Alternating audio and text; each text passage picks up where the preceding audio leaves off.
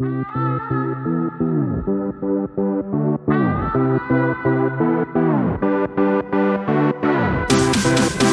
sé si ven mi presentación. Se ve, doctor. Se ve, si quiere ponerla, ahí está mi presentación completa, está estupendo. Perfecto, perfecto. Bueno, muy buenas tardes con todos. Soy el doctor Fabián Fiestas Saldarriaga. Soy médico epidemiólogo y como se ha mencionado, he estado en los últimos 15 años involucrado en lo que es la toma de decisiones en base a la evidencia en diferentes instituciones públicas y creo que esta charla va a ser bastante interesante. Para mí es un gusto y agradezco mucho la invitación a María Elena, a Alexandra, a Peri, en general al doctor Dongo. Mm, Muy contento de poder participar. En principio, yo puedo avanzar con la presentación y si hubiera alguna pregunta, yo no tengo, digamos, una preferencia. Si ustedes quieren preguntar en el momento en que surge la duda, yo con mucho gusto puedo responder.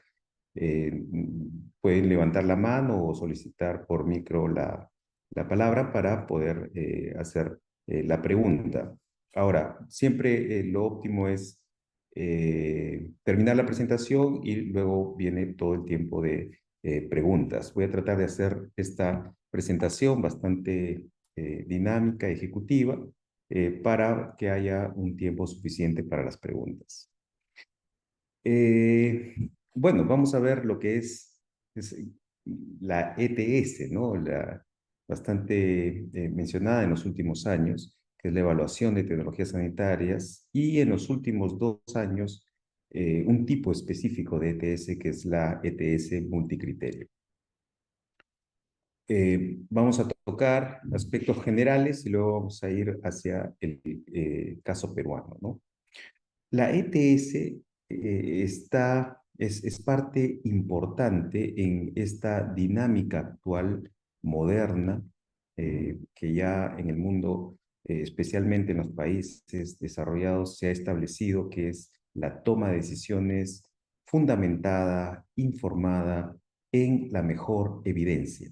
Gran parte de esta evidencia viene de la evidencia científica, otra parte viene de la evidencia que se genera en el trabajo cotidiano de los sistemas de salud, información económica, de recursos humanos, de infraestructura, etcétera. Entonces, cuando hablamos de ETS, estamos hablando de una herramienta que usa eh, eh, la, el decisor, ¿no? Cuando hablamos de decisor, típicamente es una instancia, ¿no? Con diferentes tipos y niveles de funcionarios. Eh, entonces, hay que tomar una decisión y en el sector salud con respecto a qué intervención, qué acción se va a implementar para mejorar un problema de salud. Entonces, digamos, hay muchos aspectos que se deben tomar en cuenta, ¿no? Especialmente cuando esta decisión involucra inversión de recursos públicos, ¿no? Entonces, hay que fundamentar que esa inversión, recursos públicos, es una inversión que va a generar un beneficio en la población, ¿no? Eh, de hecho, parte de esta lógica comenzó a implementarse en la primera década de este siglo, ¿no? Alrededor de 2007, 2008, cuando el Ministerio de Economía y Finanzas comienza a implementar esta lógica de el presupuesto por resultados, ¿no? Y para ver qué resultados es razonable esperar de cierta intervención, entonces se tienen que recurrir a la evidencia científica y además se genera evidencia científica cuando se va y se mide el efecto que ha tenido esa intervención, ¿no? Cuando se mide el resultado de esa intervención. Entonces, esta lógica de informar las decisiones comienza a implementarse entonces en la primera década del 2000, ¿no? Más específicamente 2007, 2008, y comienza a asentarse durante la segunda década, con iniciativas como la UNAGES en el Instituto Nacional de Salud y luego el IETSI en eSalud, ¿no? Y en los últimos años, luego de este fortalecimiento del Instituto Nacional de Salud, donde se creó el Centro de Evaluación de Tecnologías Sanitarias, el CETS. Entonces, ha venido ya de una manera bastante orgánica, se ha establecido esta forma de tomar decisiones. Entonces, importantísimo para un decisor tener fuentes de información. La evidencia científica, por un lado, y esa evidencia científica viene de la evaluación de tecnologías sanitarias, pero además el decisor debe tener, digamos, actúa en un marco jurídico donde intervienen leyes, decretos supremos, resoluciones ministeriales, directorales, los reglamentos de organización y funciones de las instituciones, normativas institucionales, etcétera. Información organizacional, como lo he mencionado, ¿no? Reportes de presupuestos, infraestructura, recursos humanos, información que se debe tener para ver qué factibilidad y qué se necesita para implementar una intervención. Y también los decisores a veces se enfrentan a situaciones donde se tienen que argumentar desde el aspecto ético, ¿no? Y muchas veces son discusiones bastante complejas en el ámbito ético, ¿no? Entonces también hay una connotación ética en lo que es el proceso de toma de decisiones. Ahora, ¿por qué hacer la evaluación cuando se trata de medicamentos o de dispositivos médicos? Muchos dicen, pero si ya se tiene una autorización por la entidad regulatoria donde se dice que la tecnología es tributaria de obtener el registro sanitario y con ese registro sanitario ya puede pasar a ser comercializado y usado en una población, ¿no? En el caso de los Estados Unidos está la FDA, en el caso de la EMA, de Europa está la EMA, en el caso de Perú está la DIGEMIT. Entonces, muchos pueden preguntarse, pero si ya tiene registro sanitario, ya no debería haber una evaluación extra. Y en realidad, sí, para obtener un registro sanitario ha sido necesario fundamentar con ciertos datos que el medicamento podría ser de beneficio, ¿no? Y cuando ha demostrado ello, entonces se otorga el registro sanitario. Sin embargo, cuando ya va a ser usado especialmente en sistemas de salud públicos, típicamente ya se tiene un estándar de tratamiento, ¿no? Ese estándar de tratamiento significa un contexto muchas veces diferente a los estudios que se hicieron para sustentar que el medicamento podría ser de beneficio en la población, ¿no? Y entonces, en ese sentido, el sistema de salud se siente un poco obligado de decir, bueno, tengo estas dos alternativas, ¿cuál podría ser la mejor para darla a los ciudadanos, ¿no? ¿Qué sería más juicioso, más sabio entre las dos alternativas? Invertir los recursos públicos para poder adquirir y proporcionar la tecnología a la población. Entonces habría que elegir. Entonces allí es donde entra a tallar la evaluación de tecnologías sanitarias.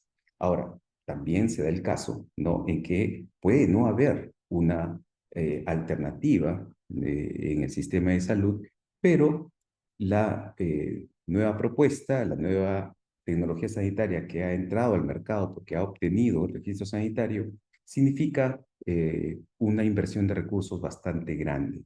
Entonces, la institución va a tener que hacer una evaluación para ver qué está ganando con la inversión en beneficios a la población respecto a la gran inversión de recursos que está haciendo, ¿no? Entonces, según esa información, va a tomar decisiones, porque uno de los objetivos de quienes tienen la responsabilidad de instituciones como el CIS o como el Ministerio de Salud o como es Salud, es cuidar la sostenibilidad financiera de la institución, ¿no? Entonces, a la vez de dar el mejor servicio posible a los ciudadanos. Entonces, es en ese contexto que se hace necesario para tomar decisiones que sean sólidas, que sean transparentes, realizar la evaluación de tecnologías sanitarias, que es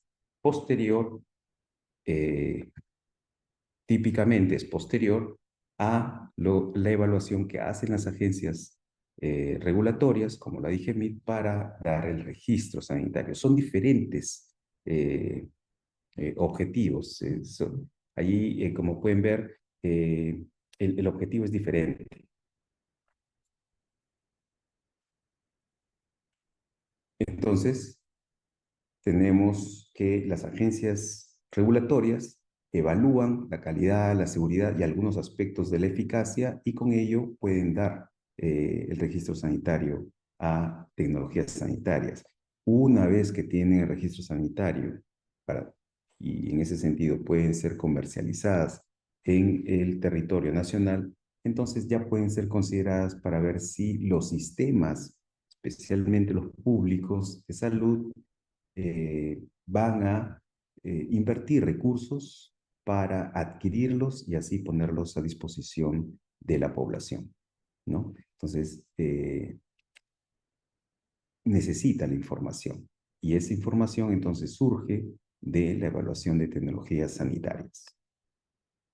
Entonces, ¿qué es la evaluación de tecnologías sanitarias? Es una herramienta, ¿no? Porque típicamente toda la información que se necesita para tomar decisiones está dispersa, es amplia, a veces es muy compleja, ¿no? Y entonces hay que recopilarla, buscarla, identificarla, hacer los resúmenes, la síntesis, analizar qué tan sólida es la información y convertirla en una pieza de información concreta, de bastante claridad para quienes van a tomar la decisión.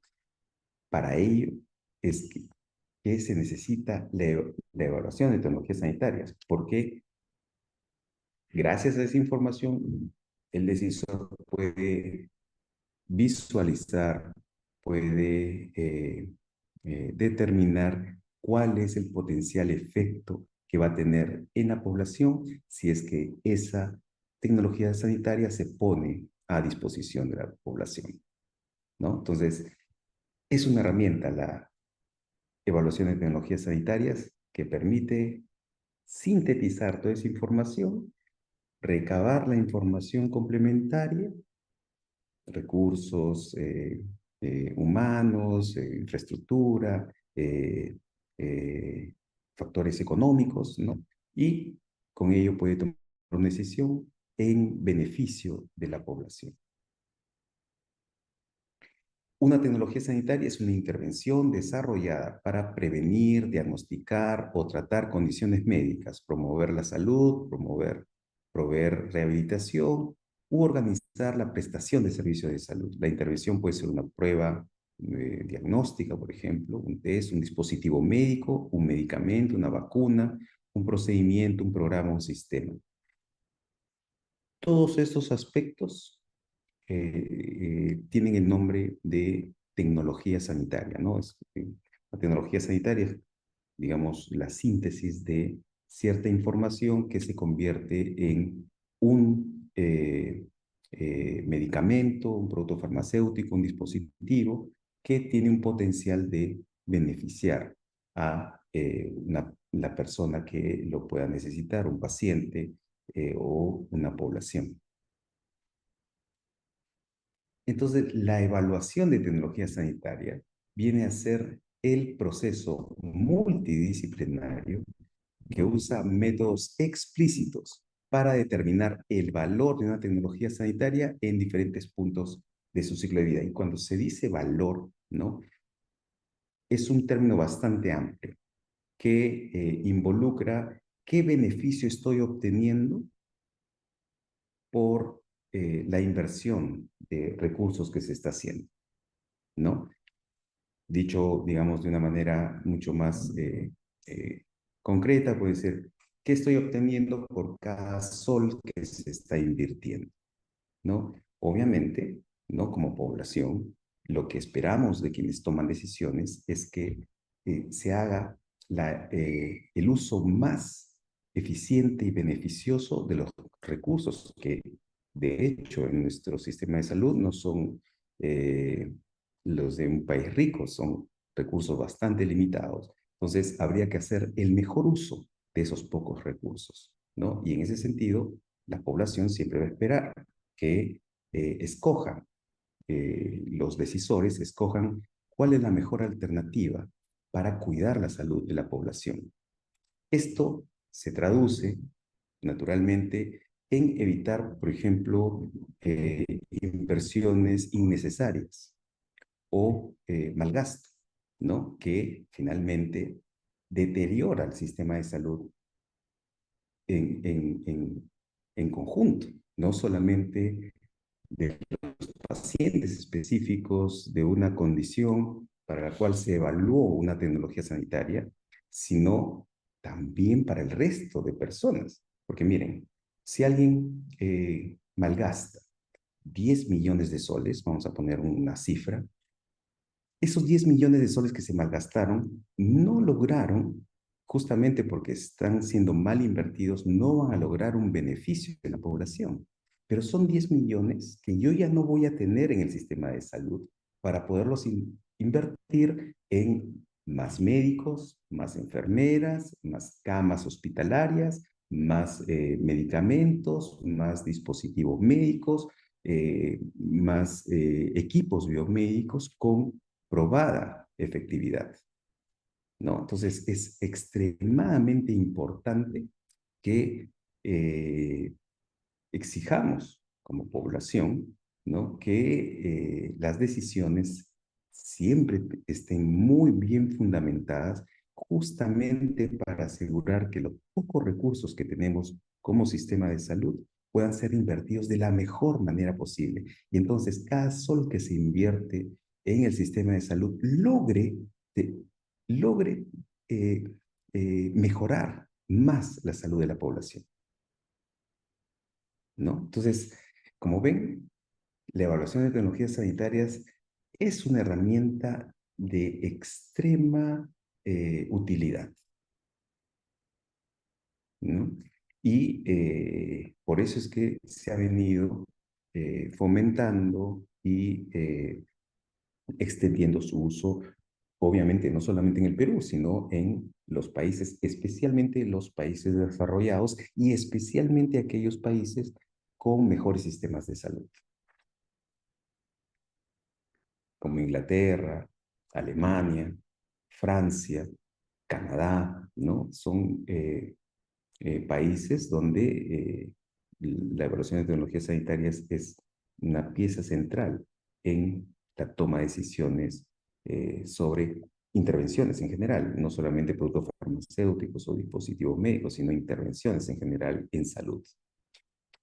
Esto porque, como les he mencionado, cuando se está invirtiendo recursos económicos en una intervención, automáticamente esos recursos que se invirtieron ya no están disponibles para otras intervenciones. Entonces tenemos que asegurarnos que esa intervención primera, en donde se están invirtiendo esos recursos, realmente sea una intervención beneficiosa en toda su extensión. Porque si yo invierto en una intervención que no es beneficiosa, yo no solamente estoy dejando de ayudar a esa población a la que estaba dirigida esa intervención, sino que además es dinero que ya no voy a tener para satisfacer las necesidades más amplias, no solamente de ese mismo grupo de pacientes, sino de todo el sistema de salud. Entonces, por eso es que es importante tener en claro este concepto de la costo-oportunidad, que es justamente eso, ¿no? El, eh, este concepto da la idea de que si uno invierte dinero en un aspecto, en una intervención específica, ese dinero ya no lo voy a tener disponible para otras intervenciones. Por lo tanto, tengo que asegurarme de que esa intervención en donde se invirtieron esos recursos sea una muy buena decisión. En la evaluación de tecnologías sanitarias hay varios principios, ¿no? Primero, el de rigurosidad científica, ¿no? Porque naturalmente, si alguien propone un producto farmacéutico para una condición específica, ese tratamiento tiene que haber probado o tiene que tener evidencia de que eh, realmente está generando un beneficio a la salud de esa población o ese grupo al que está dirigido, ¿no? Tiene que, por eso, incentivarse mucho la investigación y hacerse esa investigación con los mejores estándares científicos, porque de esa manera se puede obtener esa confianza de que realmente ese medicamento está generando un beneficio. Porque hay que siempre tener en claro que eh, un medicamento, un producto biológico, un dispositivo médico es o una sustancia o un objeto que está entrando en contacto con nuestro organismo. Algún efecto va a tener. Y en ese sentido, siempre tiene que balancearse, ¿no? Los efectos beneficiosos frente a los potenciales eventos dañinos, que siempre todo medicamento puede tener, ¿no? Entonces, la única manera de identificar cuál es ese balance es a través de la investigación rigurosa, de la buena investigación, los ensayos clínicos. Si no hay ensayos clínicos, entonces no es posible poder afirmar con solvencia de que el medicamento genera más beneficio que daño. Ese balance no se va a poder determinar si no existen los ensayos clínicos. Por eso es que es tan importante hacer los ensayos clínicos. La evaluación de tecnología sanitaria también involucra lo que es transparencia, ¿no? Es muy importante que se explicite de manera clara y extensa todos los argumentos que se han considerado para llegar a una decisión, cómo se ha interpretado la evidencia científica, cuáles son los aspectos farmacoeconómicos que se han considerado, cuáles son los aspectos de equidad que se han considerado, cuáles son los aspectos de infraestructura que se han considerado y que han llevado a una decisión, según sea el caso, ¿no? Otros aspectos es la consistencia, ¿no? O sea, tener siempre métodos de evaluación, formas de evaluación y que todos los actores tengan cierta predictibilidad de cómo se van a tomar las decisiones. Esto es muy importante. También quienes evalúan y toman decisiones deben tener cierta independencia, ¿no? Y muchas veces hay, digamos, presiones políticas, presiones económicas, ¿no? Las instituciones siempre buscan, quienes se encargan de la toma de decisiones, es muy importante que se les cuide la independencia, ¿no? Ahora, las decisiones involucran per se una suerte de discusión y deliberación, considerar, ¿no? Lo que los argumentos y las vivencias y la experiencia de todos los actores involucrados. Entonces, la evaluación de tecnología sanitaria también involucra ese aspecto entre profesionales, entre los médicos asistentes, la participación de los pacientes y la sociedad civil, clave, clave.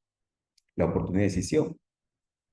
Por eso es que es importante que las instituciones siempre estén generando evaluaciones de tecnología sanitaria porque uno no puede demorarse demasiado en la decisión, ¿no? Entonces, siempre es importante fortalecer las instituciones que hacen evaluaciones de tecnologías sanitarias para que éstas puedan responder de una manera oportuna. Importantísimo. Y los resultados de estas evaluaciones de tecnologías sanitarias deben ser aplicables al contexto que donde se intenta implementar la decisión, ¿no? Por eso es que, digamos, las evaluaciones de tecnologías sanitarias son contextuales.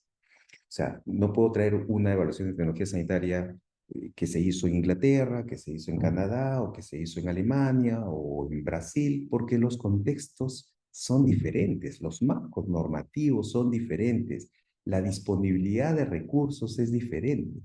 Entonces, las evaluaciones de tecnologías sanitarias, al responder ante un problema de salud local, es contextual, necesariamente.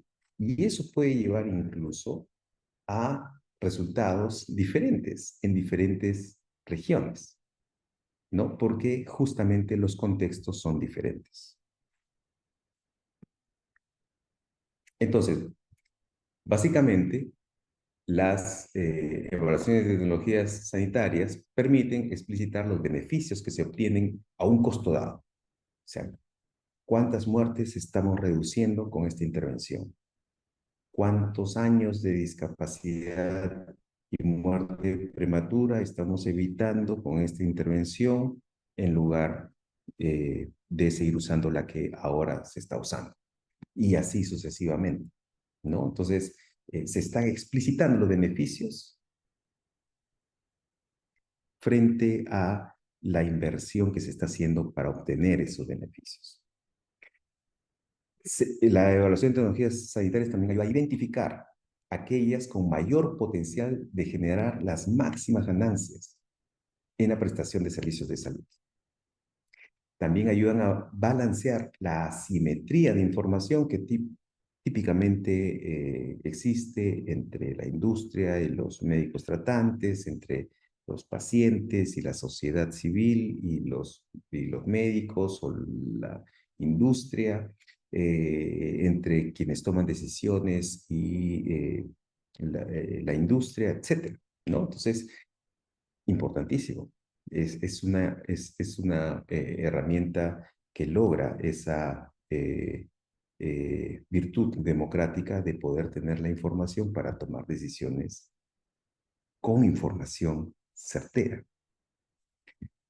Disminuir la posibilidad de inducciones o influencias indebidas por parte de la industria en los profesionales de salud. Esto se ha visto mucho, especialmente en los países en desarrollo y en los desarrollados también, ¿no? Que a veces hay la asimetría de información puede llevar a estas inducciones, ¿no? Pero la evaluación de tecnologías sanitarias es una herramienta muy eficiente y eficaz para, digamos, poder negociar de igual a igual.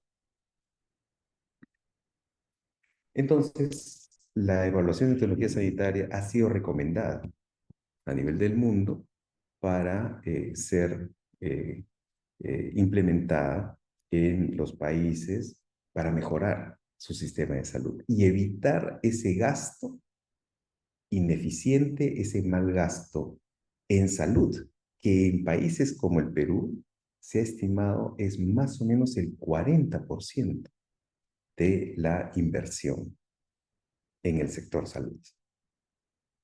Imagínense, si se gastan 1.000 millones de soles en medicamentos, un sistema de salud, esto estaría significando que aproximadamente 400 millones no se estarían invirtiendo de una manera que esté logrando un mayor beneficio de salud y se estaría malgastando 400 millones.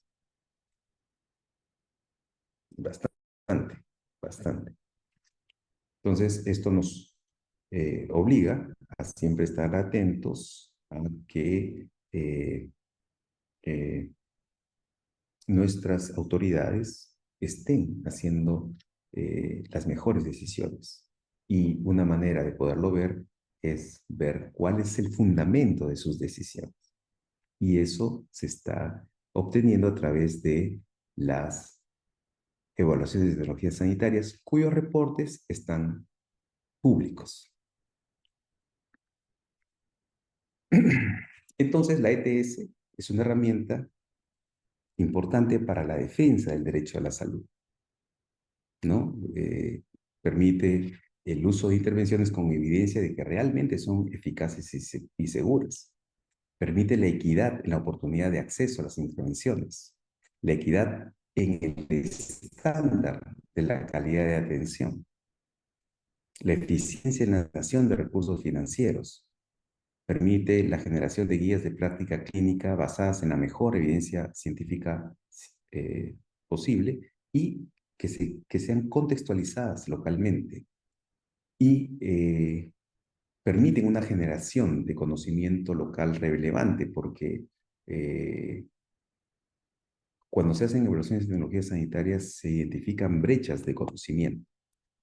Esas brechas de conocimiento, al hacerse públicas, ¿no?, genera interés en la comunidad de investigadores y de instituciones dedicadas a la investigación en el Perú y se genera información que luego se regresa al proceso de toma de decisiones, ¿no?, y continúa informando la siguiente decisión o el perfeccionamiento de la decisión. Entonces se crea un círculo virtuoso, ¿no?, donde se demanda por información, se genera la información y continúan perfeccionándose las decisiones.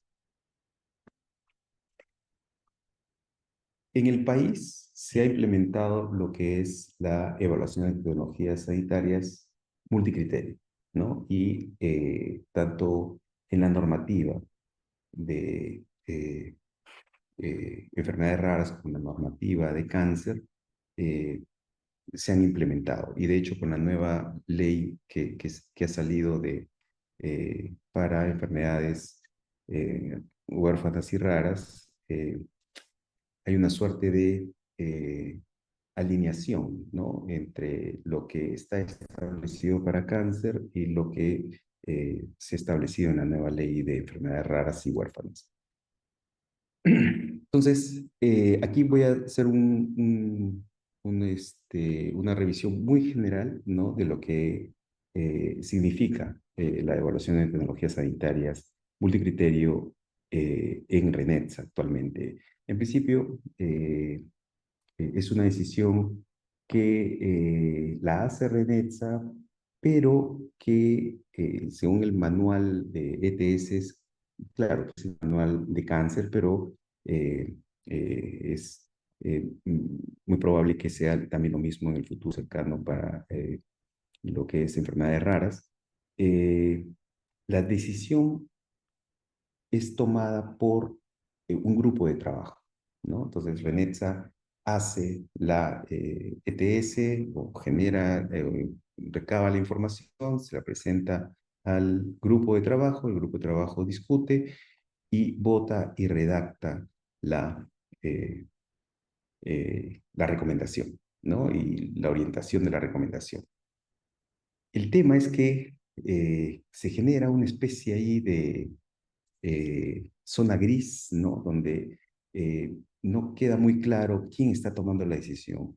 Si es RENETSA, que de hecho tiene esta función normativa, o es el grupo de trabajo, ¿no?, que vota, ¿no?, y genera la recomendación en base al manual de ETS multicriterio, ¿no? Entonces, por un lado, la normativa Decreto Supremo menciona que es RENETSA la que hace la evaluación, por lo tanto, genera la recomendación, o es el grupo de trabajo, ¿no? Entonces, ahí hay ciertas situaciones que incluso puede llevar a una especie de eh, inconsistencias, ¿no? Sí, alguien ha Doctor, soy levantado. María Elena. Marilena, Sí, ¿qué tal, Marilena? me he tenido que venir al parque porque mi hija está con una reunión de trabajo en la casa y casi me han votado, pero yo quería complementar ahí dos aspectos relevantes.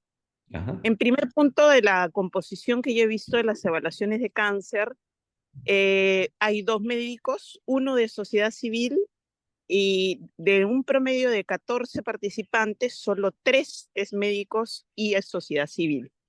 Entonces, un punto importante sería ir hacia lo internacional, que es que la cuota de participación entre médicos especialistas y sociedad sea mayor, ¿no?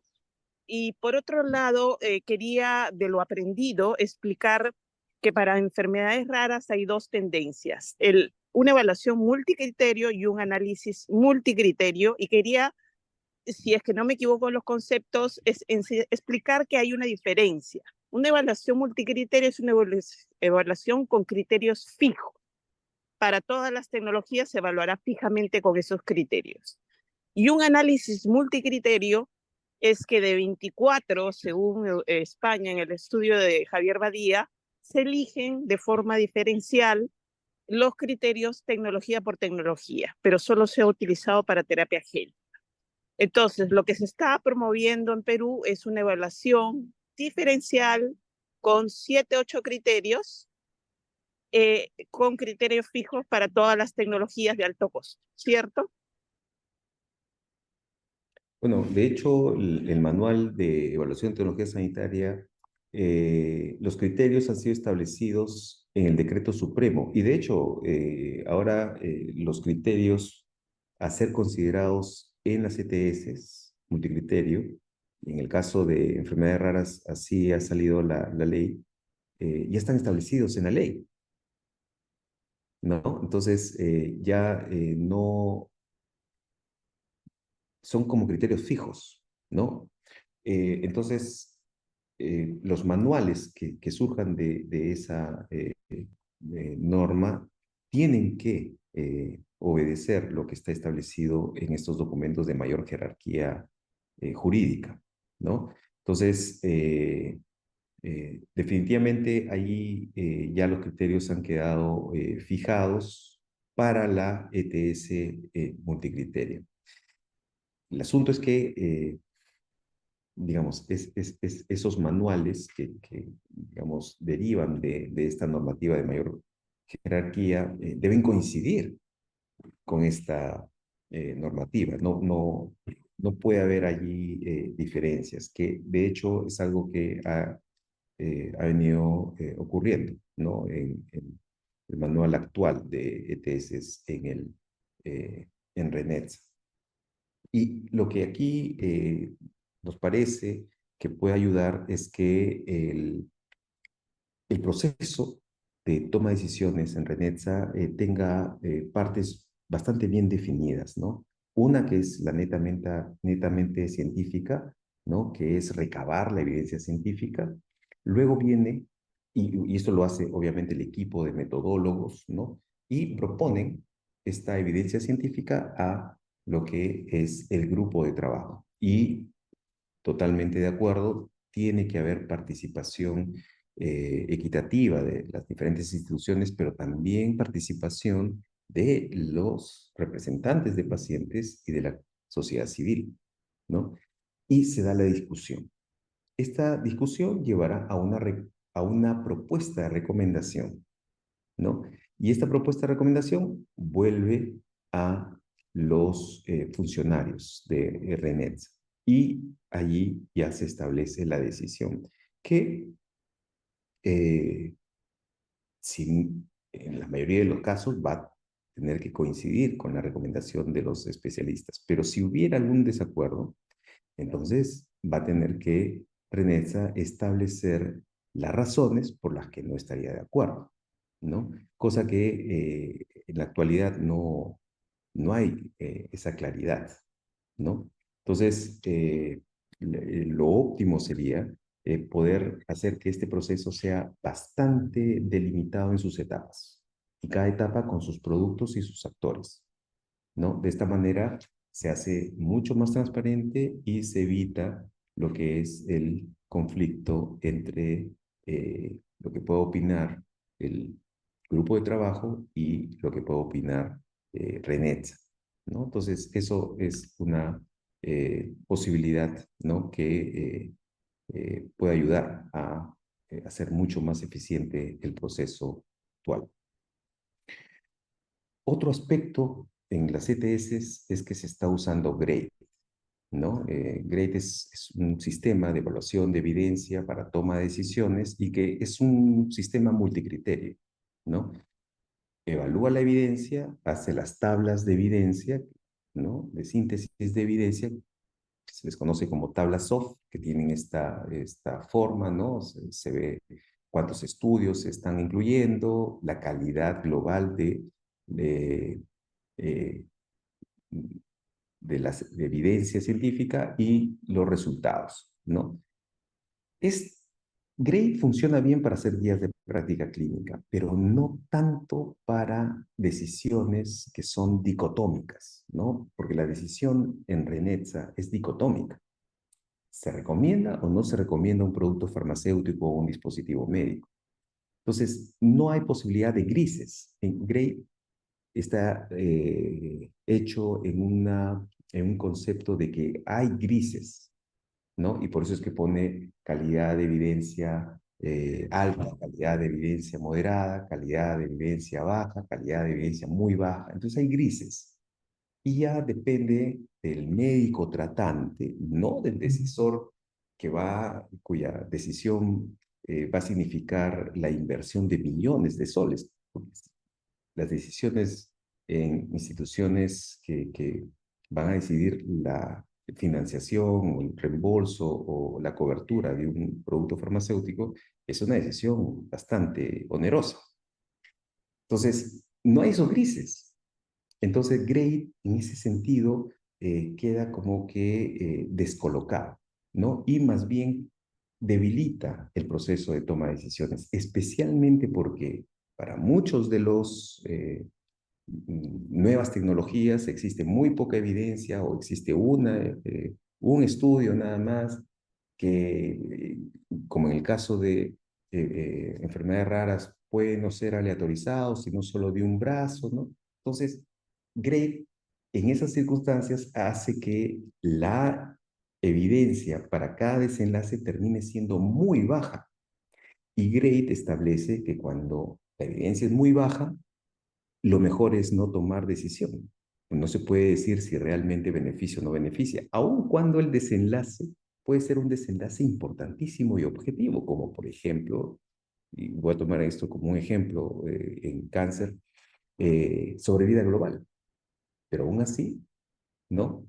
Siendo un efecto grande en sobrevida global, como estamos presentando aquí en este ejemplo, si la calidad de evidencia es muy baja, finalmente el, eh, el grupo de trabajo va a terminar diciendo, bueno, no sabemos cuál es el efecto deseable, porque aun cuando hay reducción de la posibilidad de muerte en un tiempo dado, ¿no? Con el medicamento frente al comparador, aún en esa circunstancia se va a tener que decir si la calidad es muy baja, la calidad de la evidencia, Grade obliga a que se diga, bueno, no podemos decir nada.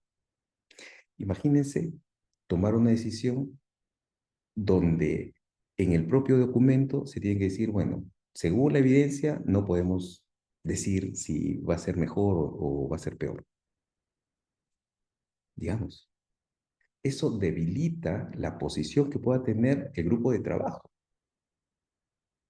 y podría llevar a cuestionamientos, ¿no? Entonces, Grade es muy bueno para guías de práctica clínica donde el decisor es el clínico con su paciente, pero Grade para decisiones de sistemas de salud ya queda descolocado. No es congruente con el tipo de decisión que se toma a nivel de sistemas de salud. Bueno, yo Ahora, quería respecto... comentarle, doctor, que Sí, sí, incluso yo he Marile. estado con gente del grupo de trabajo de Grey Internacional y Ujú. ellos mismos dicen, nosotros no tenemos equipo de Grey para enfermedades raras. Hasta el punto de decir, para una ETS podría no ser aplicable, ¿no? O sea, nosotros no tenemos desarrollo para raras en Grey, Ah, en el equipo Grey, ¿no? ajá, así es. Así es. O sea, es bastante claro y eso es un poco la preocupación de que el actual proceso está bastante pegado a GRADE, ¿no? Y eso definitivamente debilita cualquier decisión, ¿ah? Sea positiva o sea negativa la decisión de recomendación, ¿no? Si es positiva, con un nivel de evidencia muy bajo, porque como es la decisión tomada por el grupo de trabajo, va a llevar a cuestionamientos. ¿Por qué estás aprobando algo que en realidad no se sabe si hace bien o no hace bien? ¿Por qué lo estás aprobando? O sea, no sé si me dejo entender. Es bastante complejo, debilita toda la decisión. Y también, si la recomendación final es no, también es cuestionable, porque si no sabías si hacía bien o hacía mal, ¿cómo es que tomaste la decisión para evitar que este medicamento sea dado a los pacientes? Entonces, en ese sentido, GRADE me parece que no es la mejor herramienta para tomar decisiones en sistemas de salud, para decidir si se otorga o no se otorga el producto farmacéutico o el dispositivo médico al sistema de salud, a través del sistema de salud.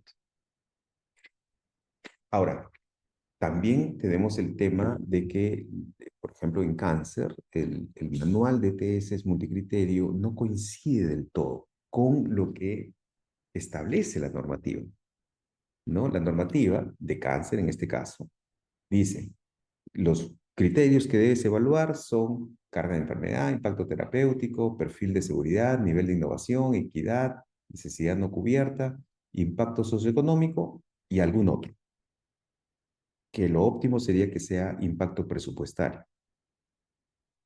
Pero el manual de ETS de cáncer, ¿no?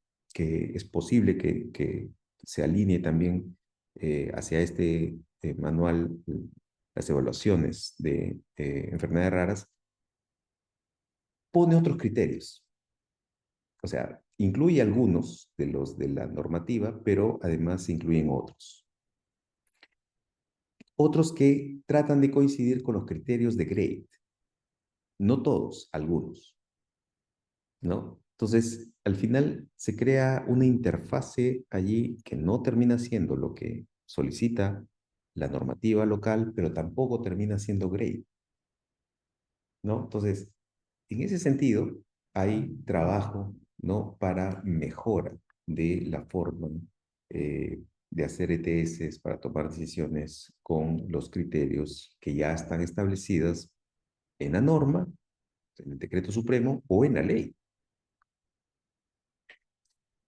Entonces, primero habría que establecer eh, que los criterios coincidan con la normatividad. La calidad de evidencia, si se va a usar GRADE, hay que hacer modificaciones a GRADE para no ponerle estas, eh, estas cargas pesadas que reducen la calidad de la evidencia a un nivel que ya hace muy difícil sustentar cualquier decisión, ¿no? Y además poder hacer que el proceso sea bastante acotado en etapas, con productos y actores bien definidos, con sus responsabilidades específicas en cada etapa para la toma de decisiones. Luego, algunas sugerencias que se pueden incluir, ¿no? En futuros manuales de eh, evaluación de tecnologías sanitarias multicriterio es que si se va a aprobar una tecnología, esta debe ser publicada junto con su ficha de uso, ¿no? O sea, ya se aprueba se recomienda, pero ¿en qué condiciones? Eso es muy importante, extremadamente importante, no solamente para beneficio del paciente, sino también para cuidar la sostenibilidad financiera de las instituciones, ¿no? Es importantísimo cuidar la sostenibilidad financiera porque si quiebra un sistema de salud, entonces solamente no se van a poder dar aquellas tecnologías de alto costo, sino tampoco se van a poder dar las tecnologías de bajo costo, ¿no? Entonces hay que cuidar siempre la sostenibilidad financiera de los sistemas de salud.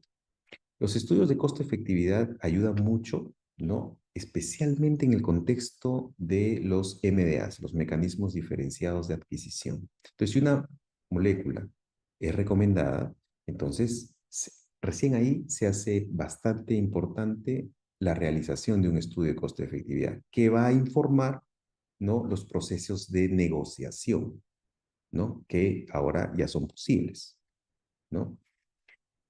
Y no solamente es la única información que es necesario generar a la hora de hacer evaluación de tecnologías sanitarias, los estudios de costo-efectividad, sino hay otros criterios que luego van a ayudar y van a servir como puntos de referencia y de discusión a la hora que se negocie, ¿no?